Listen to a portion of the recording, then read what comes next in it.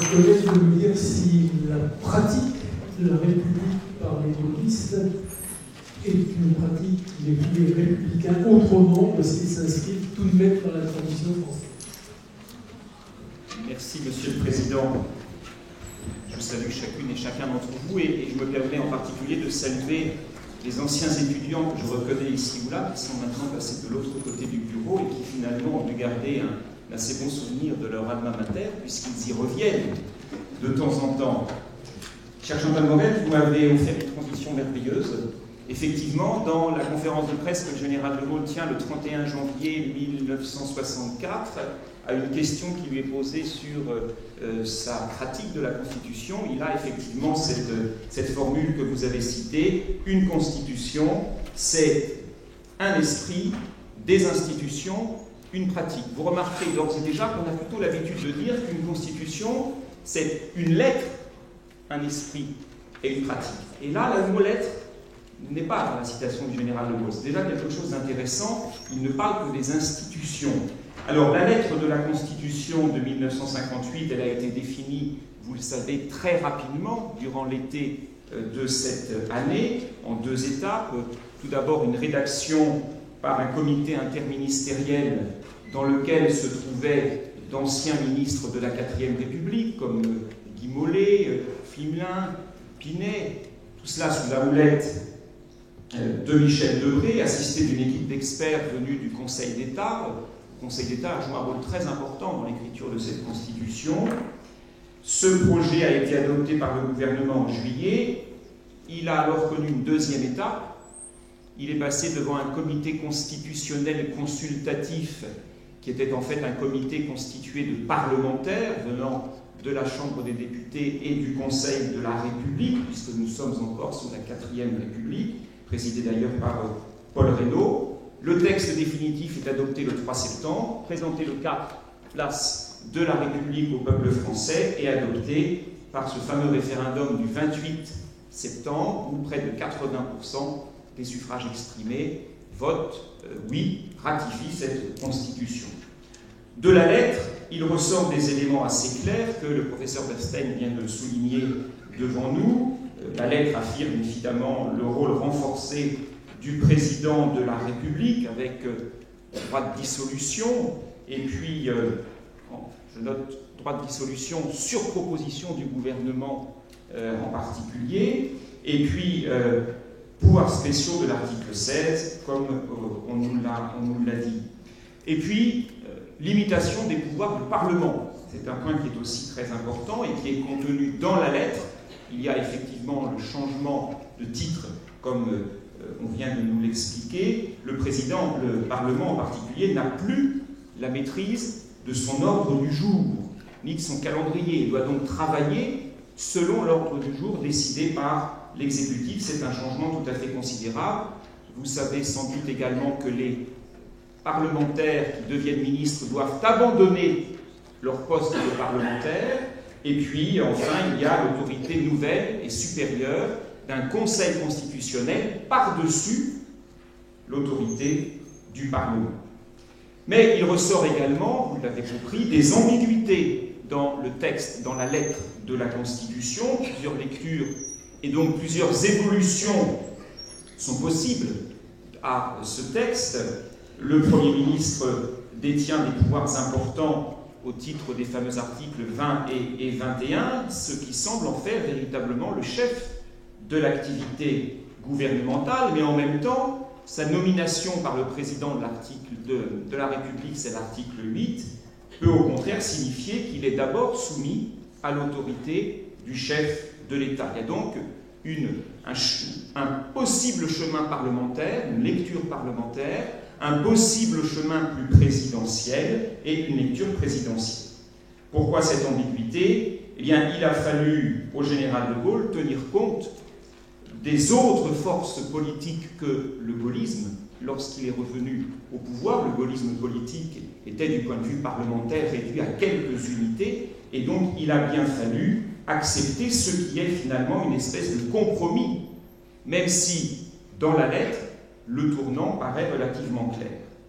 Le tournant me semble encore plus clair si l'on se réfère à l'esprit de la Constitution, esprit dont on voit déjà l'exposition très nette à Bayeux en juin 1946, esprit dont on retrouve des explications tout au long du rassemblement du peuple français, ce mouvement politique lancé par le général de Gaulle en 1947 et qu'il met en sommeil en 1955. On retrouve également cet esprit dans le discours du 4 septembre 1958. Même s'il faut bien admettre que dans ce domaine, la clarification véritable de l'esprit de la Constitution n'est intervenue qu'après 1958. Par exemple, dans cette très fameuse conférence de presse du 31 janvier 1964, c'est pour nous tous un recueil très intéressant de documents que nous pouvons utiliser pour nos étudiants ou nos élèves. Que cette conférence de presse du 31 janvier 1964, elle est très connue également pour la question qui y est traitée de la reconnaissance de la Chine, mais c'est aussi le moment où le général est le plus explicite sur l'esprit de la Constitution. Il l'est également dans l'autre conférence de presse, celle du 9 septembre 1965, où il se livre finalement à une espèce de bilan de son septennat, puisque nous sommes à quelques semaines de la première élection du président de la République au suffrage universel. Cette conférence de septembre 65, c'est cette conférence très célèbre au cours de laquelle De Gaulle met à nouveau, mais c'est son habitude, les rieurs de son côté en disant « A-t-on jamais cru que le général de Gaulle, étant revenu à la barre, se contenterait d'inaugurer les chrysanthèmes ?» Et voilà une explication très nette de l'esprit de cette Constitution. Mais en fait, c'est la pratique qui manifeste clairement la rupture avec le vieux modèle républicain traditionnel des républiques précédentes, le vieux modèle républicain français, et surtout la pratique entre 58 et 62, d'où l'importance de cette période dans vos programmes du secondaire. Et donc je vais essentiellement traiter cette période parce qu'elle est mot à mot inscrite dans les programmes, en particulier au lycée. C'est cette pratique qui lève les ambiguïtés dont la crise de 62, à cet égard, achève complètement de clarifier la rupture opérée par le général de Gaulle. Première remarque, dans l'application des institutions, De Gaulle bénéficie d'un atout considérable pour enraciner sa pratique gaullienne, c'est la guerre d'Algérie. Je dirais que c'est le double effet de la guerre d'Algérie. Premier effet, elle permet au général de Gaulle de revenir au pouvoir.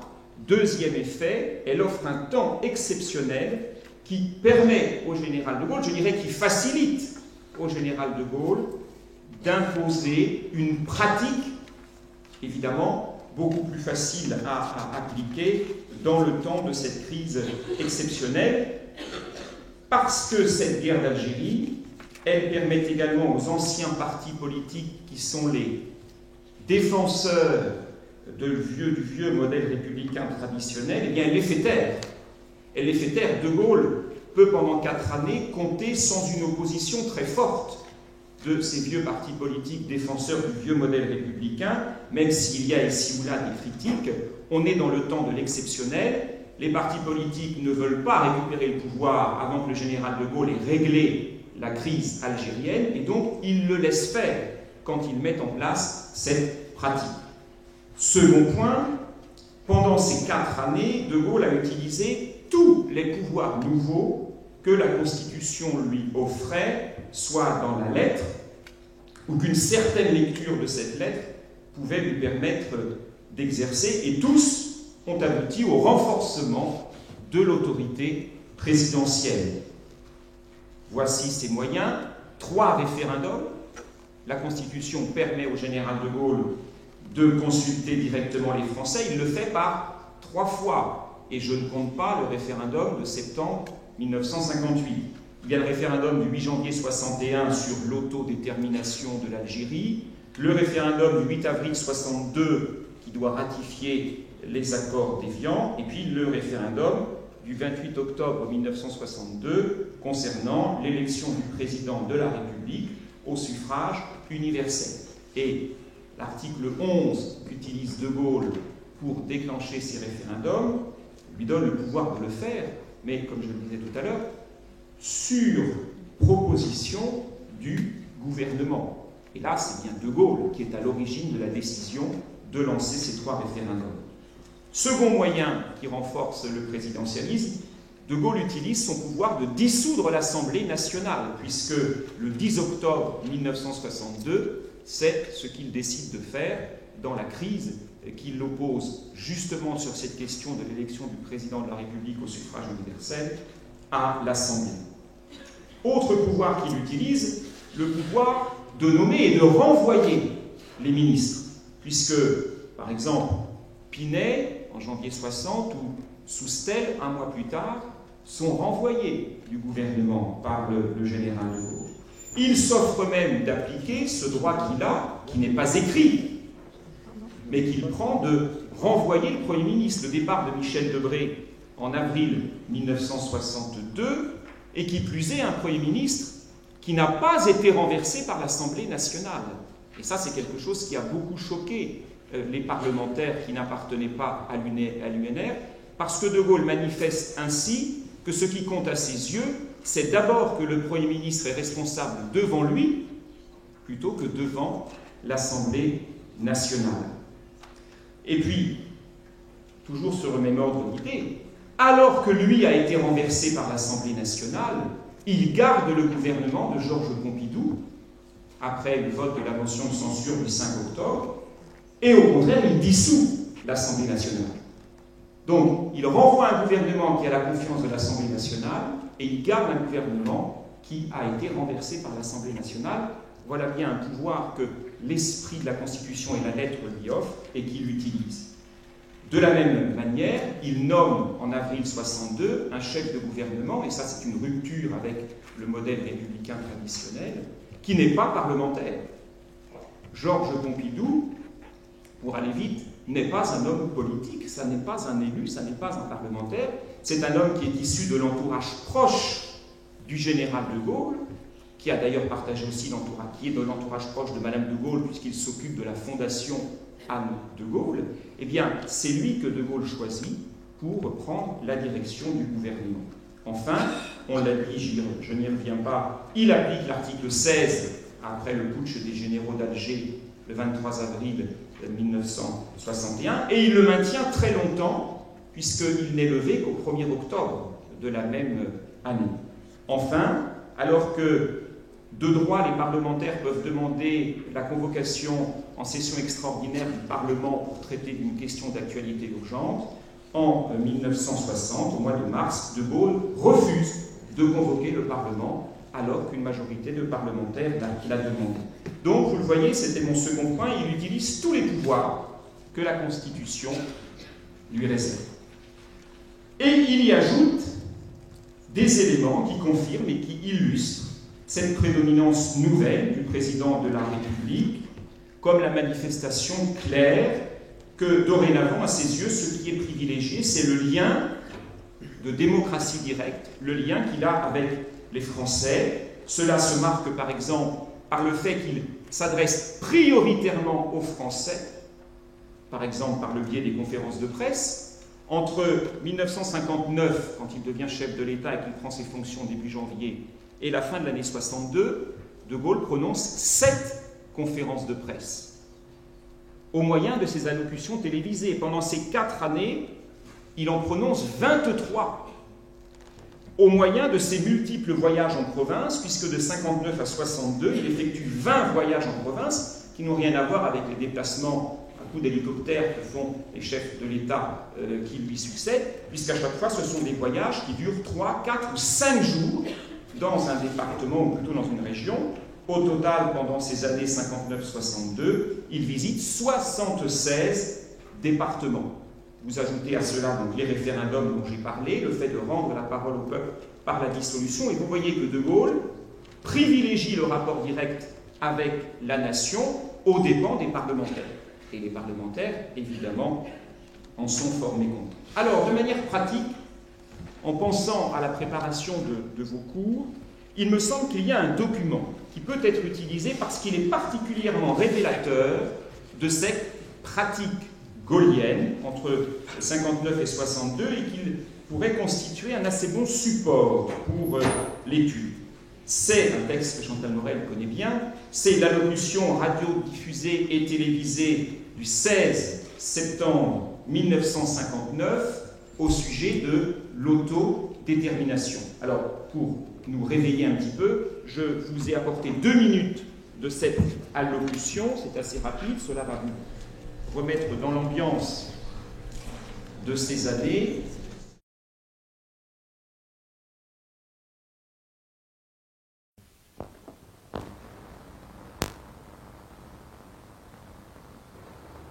Compte tenu de toutes les données algériennes, nationales, internationales du problème, je considère comme nécessaire que ce recours à l'autodétermination soit proclamé aujourd'hui, au nom de la France et de la République, en vertu du pouvoir que m'attribue la Constitution de consulter les citoyens, pourvu que Dieu me prête vie et que le peuple m'écoute, je m'engage à consulter les Algériens dans leurs 12 départements au sujet du destin qu'ils veulent adopter.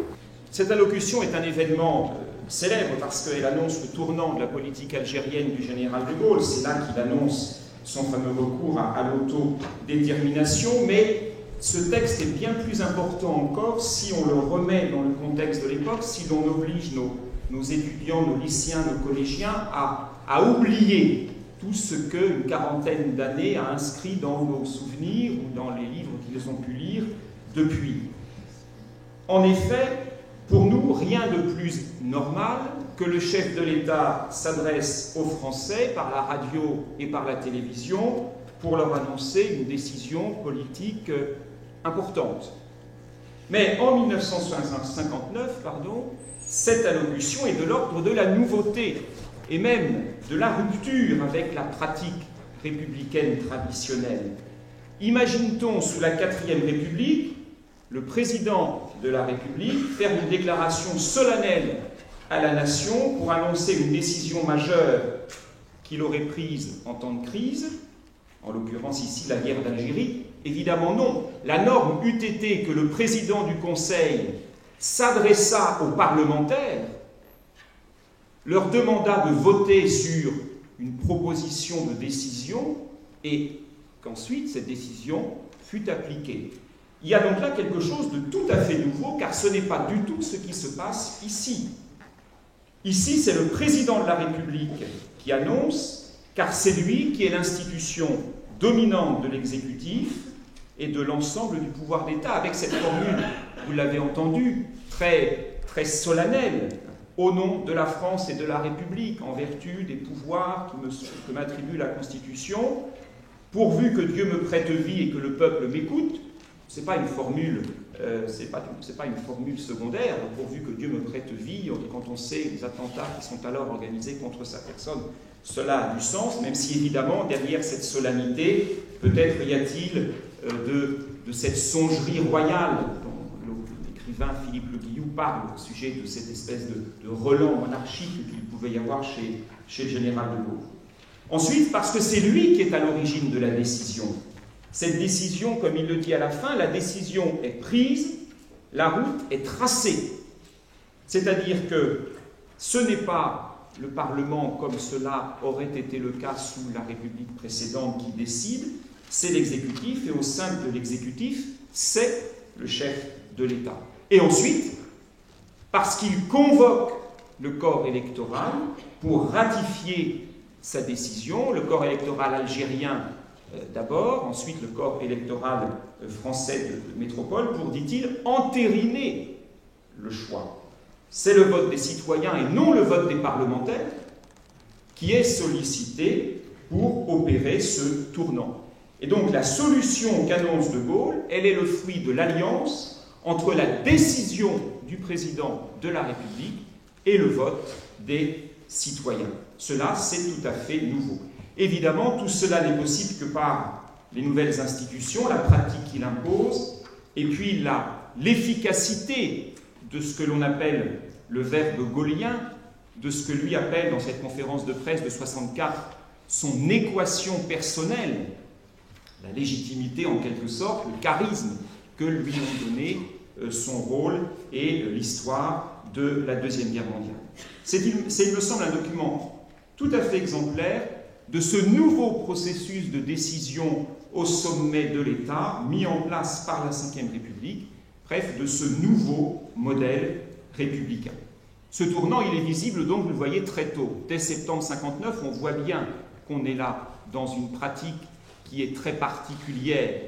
On voit bien que, à la bifurcation de 58, le chemin a été pris, et ça n'est pas le chemin de la lecture parlementaire, c'est le chemin de la lecture présidentialiste. La crise de 1962, sur laquelle je ne reviens pas parce qu'elle est bien connue, achève finalement de marquer, de manifester clairement le tournant que représente la constitution de la Ve République. Ce que le professeur Serge Bestein a appelé le 16 mai à rebours montre bien qu'on est là dans un autre modèle républicain, un modèle républicain qui, de plus, est marqué dorénavant par une bipolarisation politique, puisqu'après, à la suite plutôt des élections législatives de l'automne 1962, il y a une majorité homogène et claire qui soutient le chef de l'État, c'est l'UNR et les Républicains indépendants de Valéry Giscard d'Estaing, et il y a une opposition homogène, car il ne faut pas oublier que pendant la campagne pour les législatives de 62, Guy Mollet a réintroduit les communistes dans l'arène électorale en appelant à voter en leur faveur si, au second tour, il n'y avait pas de candidat socialiste contre un candidat de l'UNR. On voit donc bien la majorité présidentielle se souder et, face à elle, une union de l'opposition. Alors, en conclusion, il y a un mot que nos étudiants, que nos élèves connaissent, dont ils ont été habitués dans les médias depuis quelques années. C'est l'hyperprésidence. Alors, il me semble qu'il faut éclaircir le sens de ce mot afin d'éviter les anachronismes. Dans la pratique gaullienne de la Constitution, il n'y a pas d'hyperprésidence au sens contemporain du terme, au sens qui a été établi en particulier dans les années de la présidence de Nicolas Sarkozy. De Gaulle prend les décisions, impulse les grandes orientations dans le gouvernement du pays, mais n'occupe pas tout le terrain, laisse sa place au gouvernement, à son Premier ministre. Il n'intervient pas directement dans la gestion de chacun des départements ministériels. L'hyperprésidence, elle est le résultat d'une présidentialisation qui s'est accrue après le départ du général de Gaulle, que tous ses successeurs ont pratiqué, et jusqu'à une période très récente. Donc il faut bien manifester à nos élèves qu'il y a un tournant, que le président de la République est maintenant la clé de voûte du système institutionnel, mais qu'il y a eu ensuite une évolution et qu'il n'y a pas une identité entre la manière dont, sous leurs yeux, aujourd'hui fonctionne le pouvoir présidentiel de la Ve République et la manière dont il a pu fonctionner bien avant leur naissance, maintenant évidemment, dans les années 60. C'est ce que je voulais vous dire sur cette question de la pratique présidentielle.